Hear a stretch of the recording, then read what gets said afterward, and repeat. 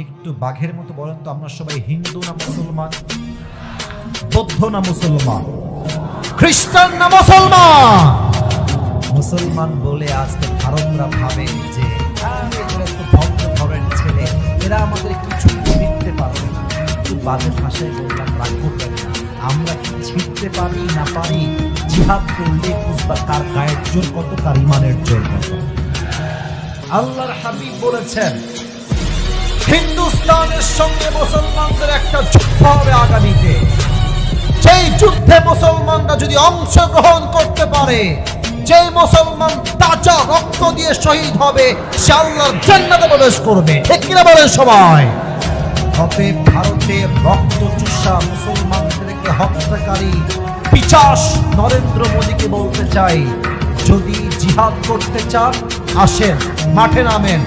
একটা ইমানদার যুবক হাজার কাফেরদের বেশি শক্তিশালী হবে যুবক ভাইরা। ঠিক কিনা বলেন? আমাদের ধর্মের নাম ইসলাম, তাই আমরা মারামারি পছন্দ করি না।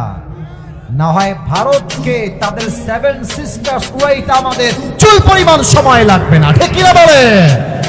আমাদের ধর্মের নাম হচ্ছে ইসলাম। তিনটা উত্তর যখন শেষ হয়ে যাবে, ফেরেশতারা বলবে,